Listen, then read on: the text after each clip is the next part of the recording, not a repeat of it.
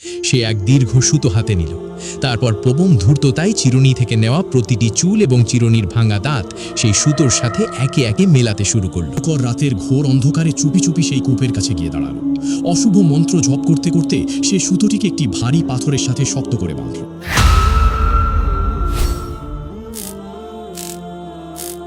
নবীজি সাল্লাল্লাহু আলাইহি ওয়াসাল্লামের নেতৃত্বে মদিনায় তখন এক নতুন সূর্য উদিত হয়েছিল। সত্যের আলোয় আলোকিত হচ্ছে চতুর্দিক। কিন্তু এই শান্তি ও সত্যের আলো যাদের চোখে বিষের মতো বিচ্ছিল, তারা ছিল ছদ্মবেশী শত্রুর দল। সামনাসামনি লড়াইয়ে তারা বারবার পরাজিত হয়েছিল। তারা বুঝতে পেরেছিল অস্ত্রের শক্তিতে বা প্রকাশ্যে যুদ্ধ করে এই সত্যের কণ্ঠকে স্তব্ধ করা কোনোদিনই সম্ভব নয়। তাই তারা এক চরম ও জঘন্য চক্রান্তের জাল বুনতে শুরু করলো। এমন এক চক্রান্ত যা কোনো তরবারি দিয়ে নয়, বড় সাহাল এগে অত্যন্ত গোপনে চালানোর পরিকল্পনা করা হয়েছিল। কিন্তু এই পরিকল্পনা বাস্তবায়ন করতে গেলে এমন এক ব্যক্তির প্রয়োজন ছিল যে নবীজির ঘরের ভেতরের খবর এনে দিতে পারবে, যে পৌঁছাতে পারবে নবীজির খুব কাছাকাছি। মদিনার এক অন্ধকার গোপন কক্ষে বসেছিল ষড়যন্ত্রকারীদের বৈঠক। তাদের প্রধান চক্রান্তকারী লাবিদ ইবনুল আসাম ভালো করেই জানত নবীজির নিরাপত্তা অত্যন্ত কঠোর। তার কাছে সরাসরি পৌঁছে কোনো অপকর্ম করা অসম্ভব। তাই সে নজর দিল এমন এক কম বয়সী বালকের ওপর, যে প্রায়শই নবীজির বাসগৃহে আনাগোনা করত এবং ছোটখাটো কাজ করে দিত। চক্রান্তকারী লাবিদ প্রথম দিন সেই বালককে ডেকে এক অদ্ভুত প্রস্তাব দিল। সে বলল, নবীজির ঘর থেকে কিছু ব্যক্তিগত জিনিস তাকে এনে দিতে হবে। প্রথম শুনেই বালকটি স্পষ্ট জানিয়ে দিল, না, এ কাজ আমি কোনোভাবেই করতে পারবো না। এ যে চরম বিশ্বাসঘাতকতা। কিন্তু চক্রান্তকারী তো দমে যাওয়ার পাত্র ছিল না। সে থলে ভর্তি চকচকে স্বর্ণমুদ্রা বের করে বালকের সামনে ধরল। কেবল ধন সম্পত্তি নয়, তাকে ক্ষমতার নানা প্রলোভন দেখানো হলো। এক পাশে বিবেক আর অন্য পাশে চকচকে সোনা। অবশেষে লোভের কাছে বালকের বিবেক হার মানল। সে নিচু গলায় রাজি হয়ে গেল চক্রান্তকারীদের সাথে হাত মেলাতে। এরপর শুরু হলো চক্রান্তের দ্বিতীয় ধাপ। বালকটি নবীজির বাসগৃহে নিজের আসা যাওয়া আরও বাড়িয়ে দিল। নবীজির স্ত্রীর সাথেও সে এমন এক সুসম্পর্ক তৈরি করলো যাতে ঘরের অতি সাধারণ কাজেও কেউ তাকে সন্দেহ না করে। সে নজর রাখত নবীজির ব্যবহার করা ব্যক্তিগত জিনিসপত্রের ওপর। অবশেষে এলো সেই দিন।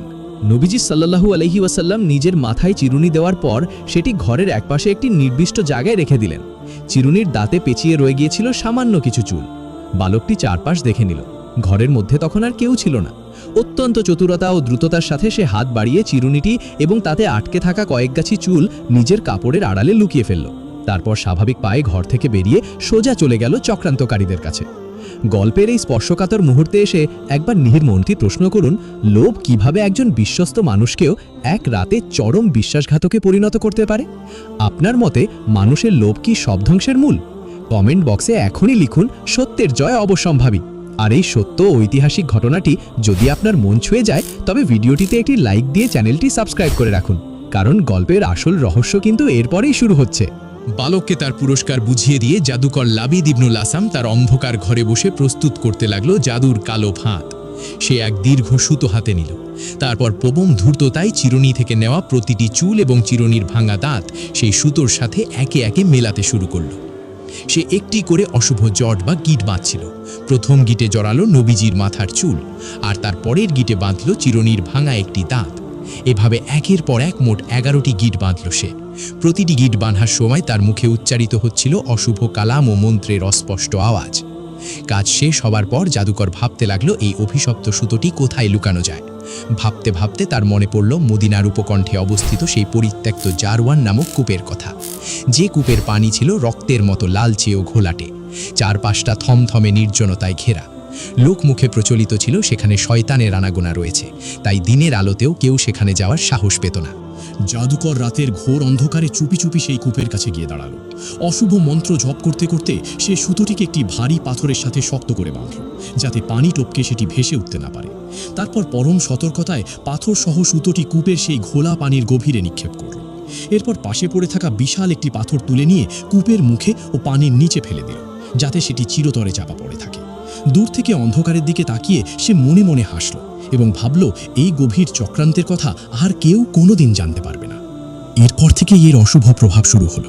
দিন যেতে লাগলো, আর নবীজি সাল্লাল্লাহু আলাইহি ওয়াসাল্লামের শরীরে এক অদ্ভুত অস্থিরতা ও চরম শারীরিক দুর্বলতা দেখা দিতে লাগলো। আল্লাহর অশেষ কৃপায় তার দিন প্রচারের কাজে কোনো ব্যাঘাত ঘটেনি। কিন্তু শারীরিক দিক থেকে তিনি প্রতিদিন একটু একটু করে ক্লান্ত হয়ে পড়তে লাগলেন। সাহাবীগণ এটি দেখে ভীষণ উদ্বিগ্ন হয়ে পড়লেন, কিন্তু কেউই কারণ এভাবে টানা 6টি দীর্ঘ মাস কেটে গেল। একদিন নবীজি শয্যাশায়ী অবস্থায় একটি বিশেষ অলৌকিক স্বপ্ন দেখলেন। স্বপ্নে তিনি দেখলেন আসমান থেকে 2 জন ফেরেশতা নেমে এলেন। একজন তার মাথার কাছে বসলেন এবং অন্যজন বসলেন তার পায়ের কাছে। মাথার কাছে বসা ফেরেশতা অপরজনকে জিজ্ঞেস করলেন, এই সম্মানিত ব্যক্তি কেন এত অসুস্থ? দ্বিতীয় ফেরেশতা উত্তর দিলেন, তার উপর গভীর জাদু করা হয়েছে। প্রথম ফেরেশতা পুনরায় প্রশ্ন করলেন, কে এই জঘন্য জাদু করেছে? উত্তর এলো, ইহুদি জাদুকর লাবিদ ইবনুল আসাম। প্রথম ফেরেশতা আবার জিজ্ঞেস করলেন, সেই জাদুর বস্তু কোথায় লুকিয়ে রেখেছে? দ্বিতীয় ফেরেশতা শান্ত গলায় বললেন, সে সেই জট পাকানো সুতোটি জারওয়ান নামক পরিত্যক্ত কূপের পানির নিচে একটি ভারী পাথরের নিচে চেপে রেখেছে। ঘুম ভেঙে গেলে নবীজি বুঝতে পারলেন এটি মহান আল্লাহর পক্ষ থেকে আসা সত্য ঐশী ইঙ্গিত। সকালে তিনি সাহাবী হযরত আলী রাদিয়াল্লাহু এবং আরও কয়েকজন সাহাবীকে ডেকে পাঠালেন এবং স্বপ্নের বিবরণ জানিয়ে সেই কূপের সন্ধানে পাঠালেন। হযরত আলী রাদিয়াল্লাহু সাহাবীদের সাথে নিয়ে ছুটে গেলেন সেই রহস্যময় জারওয়ান কূপের কাছে। সেখানে গিয়ে তারা দেখলেন সত্যি কূপের পানি রক্তের মতো ঘোলাটে হয়ে আছে। সাহাবীগণ পানি সেচে ফেলার পর কূপের তলা থেকে ভারী পাথরই সরালেন এবং সেখান থেকে উদ্ধার করা হলো সেই 11টি গিট দেওয়া সুতোটি। সাহাবীগণ সেটি দ্রুত নবীজির কাছে নিয়ে এলেন। ঠিক এই মুহূর্তে নবীজির কাছে অবতীর্ণ হলেন ফেরেশতা হযরত জিবরাইল আলাইহিস সালাম। আল্লাহর নির্দেশে তিনি নিয়ে এলেন বিশেষ 2টি আসমানি সূরা, সূরা ফালাক ও সূরা নাস। এই 2 সূরায় মোট 11টি আয়াত রয়েছে। জিব্রাইল আলাইহিস সালাম নবীজিকে নির্দেশ দিলেন এই আয়াতগুলো পাঠ করার জন্য। নবীজি সুতোটি হাতে নিয়ে একটি করে আয়াত পাঠ করতে লাগলেন, আর সাথে সাথে একটি করে জাদুর গিট অলৌকিকভাবে নিজের থেকেই খুলে যেতে লাগলো। প্রথম আয়াত পড়তেই প্রথম গিটটি খুলল এবং নবীজি নিজের শরীরে এক অদ্ভুত স্বস্তি অনুভব করলেন। এভাবে একে একে 11টি আয়াত পাঠ করা শেষ হলো এবং 11টি গিটই সম্পূর্ণ খুলে গেল। গিটগুলো সম্পূর্ণ খুলে যাওয়ার পর সেই সুতোটিকে আগুনে জ্বালিয়ে ছাই করে দেওয়া হলো।